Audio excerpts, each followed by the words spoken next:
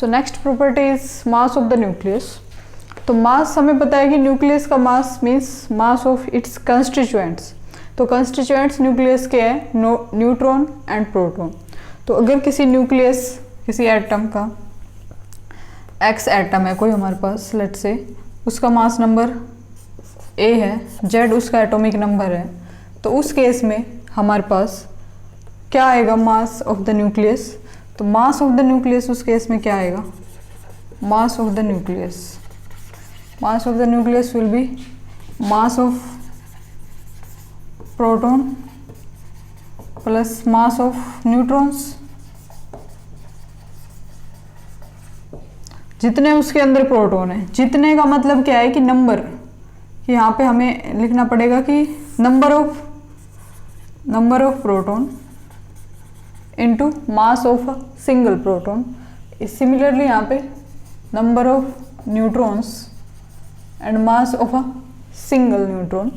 तो यहाँ पे अगर एक्स ए एंड जेड इस तरीके की कॉन्फ़िगरेशन वाला कोई एटम है तो उसके पास नंबर ऑफ प्रोटॉन्स कितने होंगे, Z would be number of protons and number of neutrons कितने होंगे, A minus Z would be number of neutrons. तो यहाँ से जो मास ऑफ द न्यूक्लियस क्या आ जाएगा, number of protons are Z into mass of the proton plus number of neutrons that is A minus Z into mass of the neutron. तो this would be the mass of the nucleus. One more thing about mass of the nucleus is nucleus contains about 99.9% mass of the atom.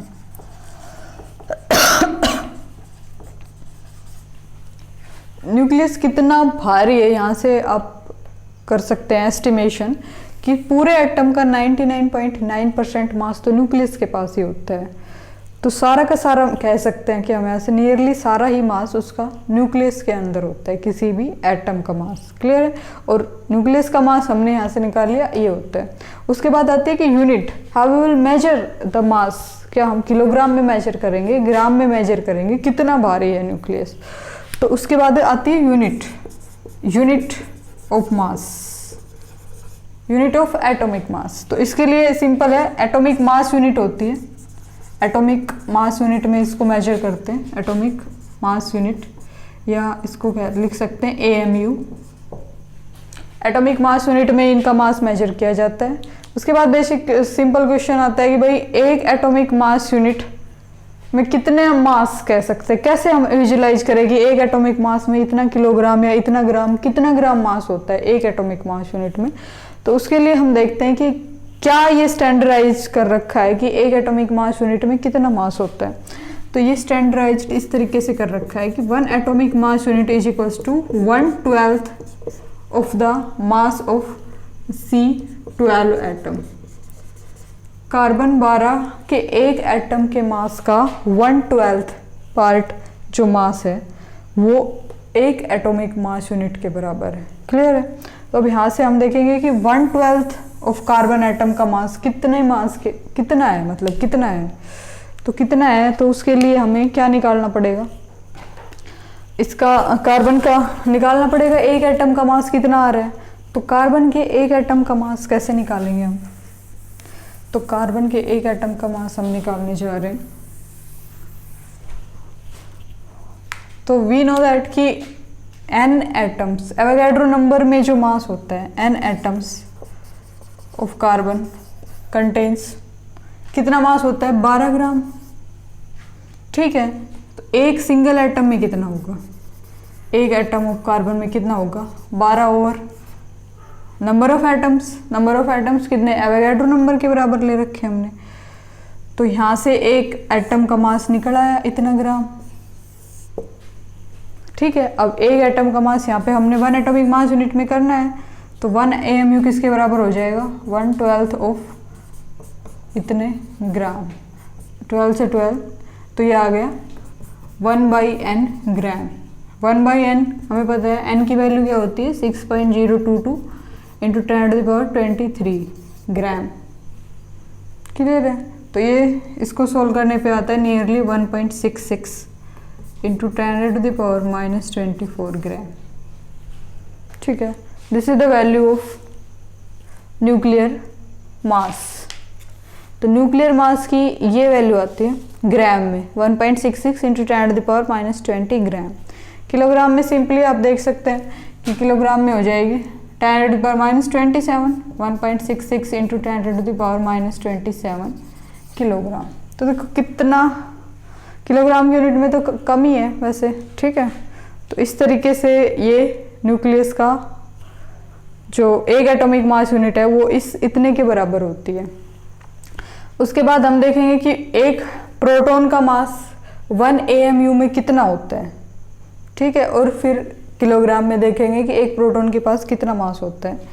तो मास of the proton AMU की unit में कितना होता है, 1.0072766, 1.0072766 इतना atomic mass unit, 72766 atomic mass unit.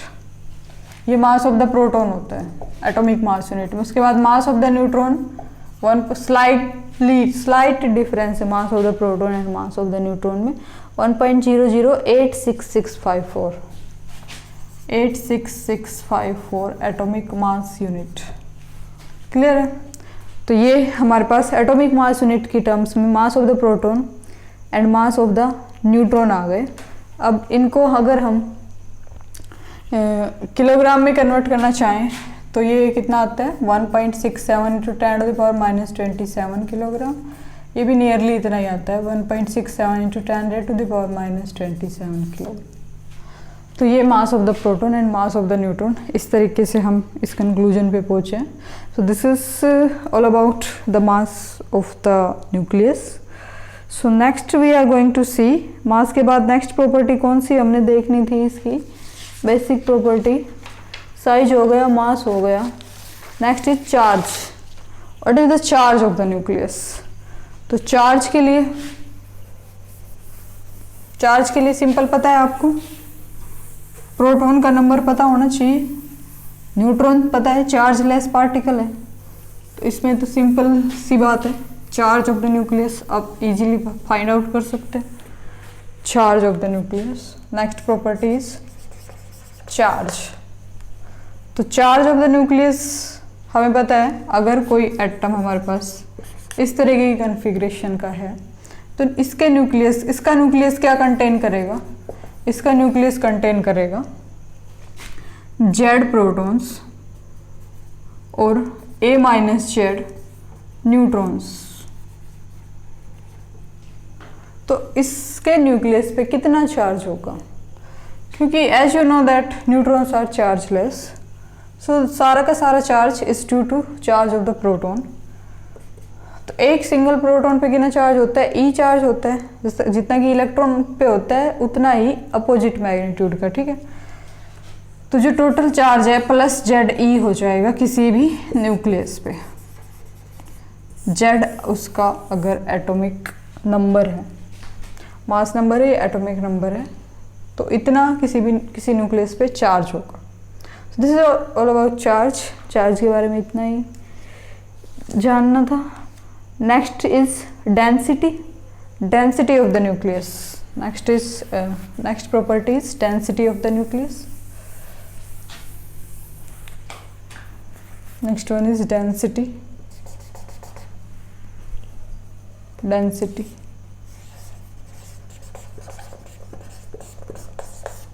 Density of the nucleus की how dense the nucleus is. तो density simply you know that mass per unit volume, nucleus के विषय में बात कर रहे हैं, तो density would be mass of the nucleus और volume of the nucleus. Mass over volume, density इस चीज का रेशियो है। तो मास ऑफ द न्यूक्लियस क्या होगा, number of nucleon into mass of a nucleon, किसी सिंगल न्यूक्लियन का मास ओ into multiplied by number of nucleus. तो ये टोटल मास आ जाएगा किसी भी न्यूक्लियस का।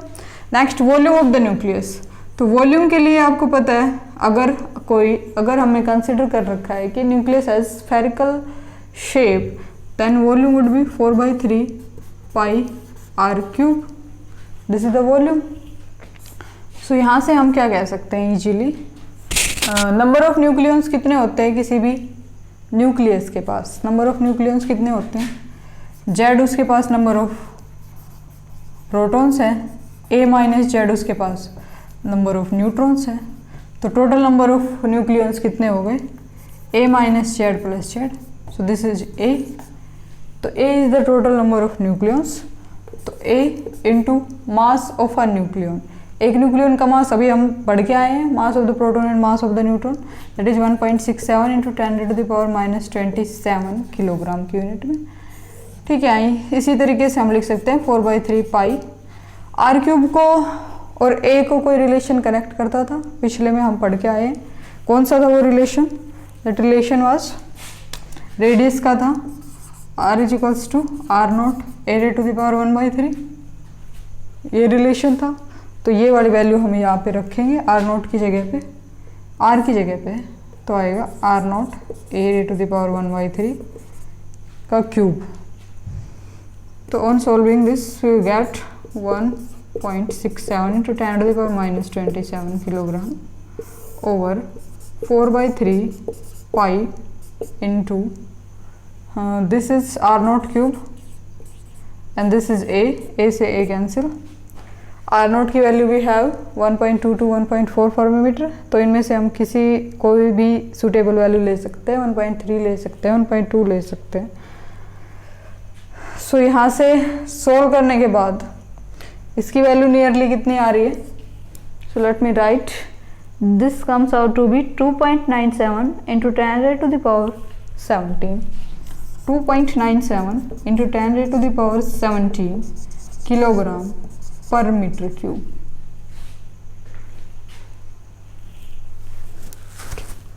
तो क्या देखो क्या इंफॉर्मेशन यहाँ से, इतना ज़्यादा डेंस है न्यूक्लियस, 10⁻17 ऑर्डर का पर मीटर क्यूब में 10⁻17 किलोग्राम, तो कितना डेंस हुआ, how dense this nucleus is.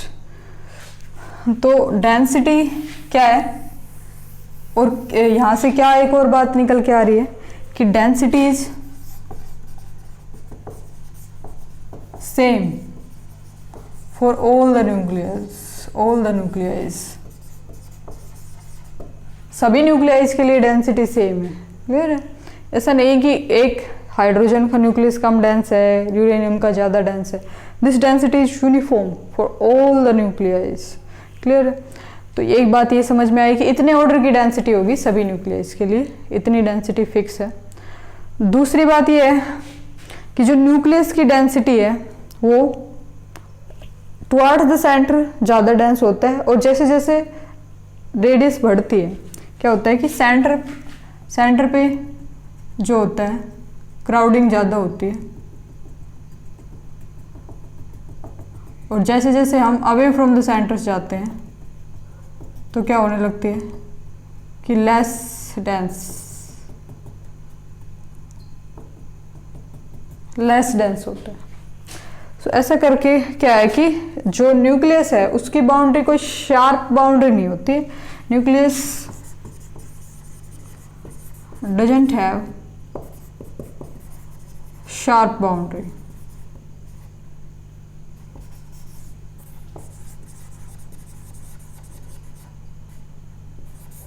कोई शार्प बाउंड्री नहीं होती न्यूक्लियस के पास, एक डिफ्यूज्ड सा sphere, not perfectly sphere, perfectly spherical नहीं होता। हम देखेंगे आगे कि परफेक्टली स्फेयर है या नहीं है, इसके लिए कौन सा फैक्टर आता है, कौन सा फैक्टर ये बताता है कि परफेक्टली स्फेरिकल इन शेप है या नहीं है। तो हम क्वाड्रुपोल मोमेंट है जो न्यूक्लियस का, उसके अंदर डिस्कस करेंगे कि ये परफेक्टली स्फेरिकल शेप है या नहीं है, कितना डेविएट है इस स्फेरिकल शेप से। तो एक क्वाइट डिफ्यूज शेप होती है न्यूक्लियस की, जो सेंटर में मोर क्राउडिंग और जैसे जैसे अवे फ्रॉम द सेंटर है लेस क्राउडिंग। तो इस तरीके का न्यूक्लियर की डेंसिटी होती है। इस तरीके का न्यूक्लियस के पास क्या होता है, चार्ज एंड मास, ये सभी बातें हम देख चुके हैं। Next is nuclear spin. Next one is nuclear spin.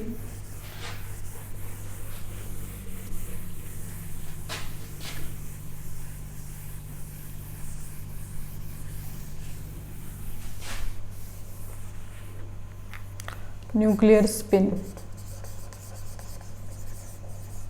या फिर angular momentum of the nuclei.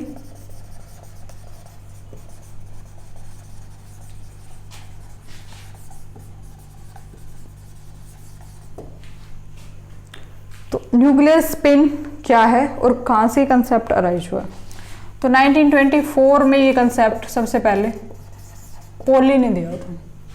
और ऐसा क्या हुआ कि उनको लगा कि न्यूक्लियस के पास स्पिन है, स्पिन या होगी, कहाँ से इन्होंने ऑब्जर्वेशंस किया? तो जो स्पेक्ट्रल लाइंस की ऑब्जर्वेशंस थी किसी भी एटम में, हमें आपको पता है कि कोई भी एटम में जब ट्रांजिशंस होता है in between the energy levels, higher से एनर्जी लेवल में, तो कोई हमें किसी फ्रिक्वेंसी की रेडिएशन मिलती है। वेव नंबर पे आप अगर इसको शो करते हैं तो कोई एक लाइन इसके करस्पॉन्डिंग, इस ट्रांजिशन के करस्पॉन्डिंग कोई लाइन हम दिखाते हैं वेव नंबर स्केल पे। आप फैमिलियर है इसमें एटॉमिक एंड मोलिकुलर फिजिक्स में इस बात से कि जब भी कोई ट्रांजिशन होता है उसके करस्पॉन्डिंग हम एक वेव नंबर स्केल पे एक लाइन ट्रांजिशन के करस्पॉन्डिंग दिखाते हैं। तो क्या ऑब्जर्व किया गया कि अगर जो स्पेक्ट्रोमीटर है जिसमें हमने ये रिकॉर्ड किया है, अगर उसकी सेंसिटिविटी को इंक्रीज करते हैं तो this single line is further composed of so many closely spaced lines. मतलब क्या कि अगर हाईली उसकी जो ऑब्जर्वेशन जिससे हम कर रहे हैं अगर उसकी सेंसिटिविटी बढ़ाते हैं तो ये एक सिंगल लाइन क्या दिखाई दी कि ये सिंगल लाइन ना होके बहुत सारी क्लोजली स्पेस्ड लाइन है। ठीक है, ये एक लाइन बहुत सी लाइन में टूटी हुई है, स्प्लिटिंग हो रखी है इसकी। तो इसको समझने के लिए क्या बात समझ में आई कि भाई ये तो ठीक है, आपको पता है कि इस ट्रांजिशंस की वजह से ये एक सिंगल एनर्जी लेवल है, ये दूसरे पे हो रही है, पर इस बात का क्या एक्सप्लेनेशन है कि एक सिंगल लाइन बहुत सारे लाइंस में कंपोज्ड है? तो उसके लिए ये समझा एक कंसेप्ट दिया गया कि भाई इट मे बी कि भाई ये एनर्जी लेवल बहुत सारे एनर्जी लेवल्स में स्प्लिट हो रहा हो और ये भी बहुत सारे एनर्जी लेवल्स में स्प्लिट हो रहा हो।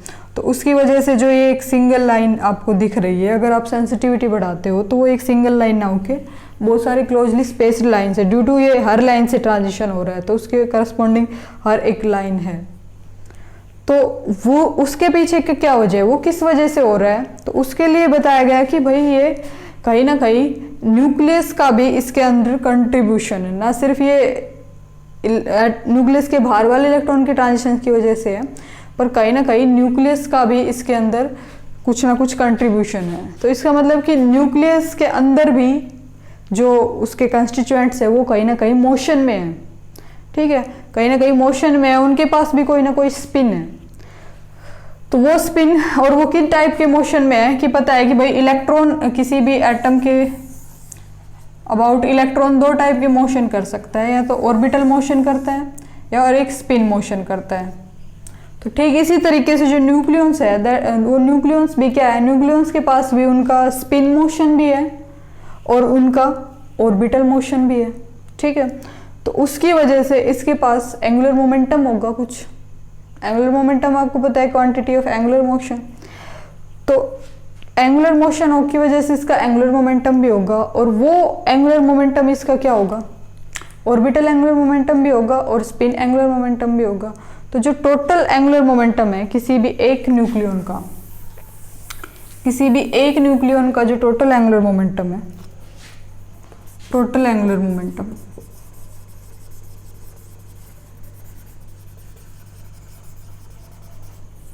तो ये क्या होगा, स्पिन एंगुलर मोमेंटम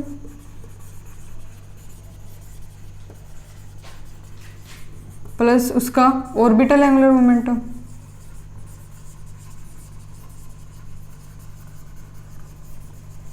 तो स्पिन की वजह से हम ऐसे डिनोट करते हैं कि मान लिया कोई हमने पहला न्यूक्लियन है, उसका एक वेक्टर क्वांटिटी स्पिन क्लॉकवाइज है या एंटी क्लॉकवाइज है, प्लस उसका ऑर्बिटल, तो ऑर्बिटल एल से रिप्रेजेंट करते हैं।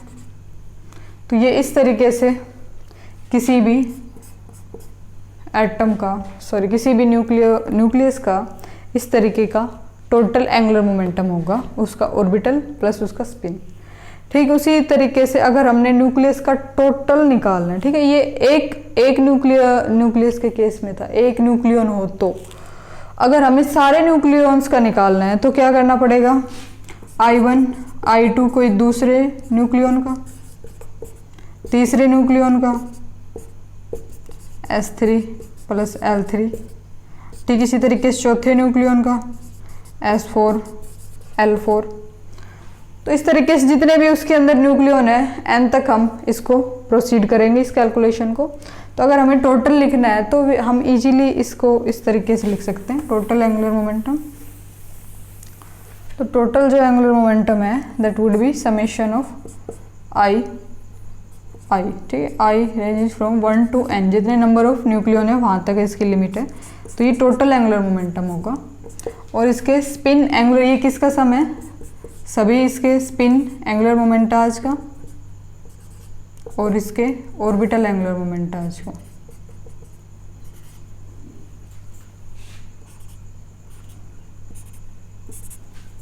तो इस तरीके से ये टोटल एंगुलर मोमेंटम किसी भी न्यूक्लियस का होता है। और कह सकते हैं कि भाई स्पिन क्वांटम नंबर और ये टोटल एंगुलर मोमेंटम सेम आई से रिप्रेजेंट करते हैं कि न्यूक्लियस की स्पिन है, या कह लो कि भाई न्यूक्लियस का टोटल एंगुलर मोमेंटम है, सेम सेंस देते हैं दोनों चीज़ें।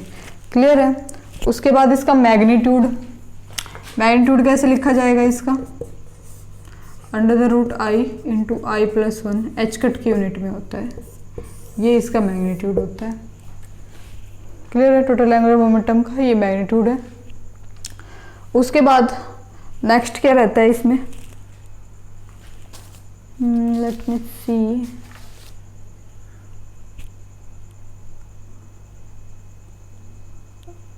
बस और तो नेक्स्ट लेक्चर में डिस्कस करेंगे। Next properties magnetic dipole moment, quadrupole moment, parity and statistics. तो उसका अगले पार्ट में डिस्कस कर लेंगे। अभी टाइम हो चुका है आज के लेक्चर का, तो नेक्स्ट हम अगले लेक्चर में डिस्कस कर लेंगे। सो this is about the basic nuclear properties.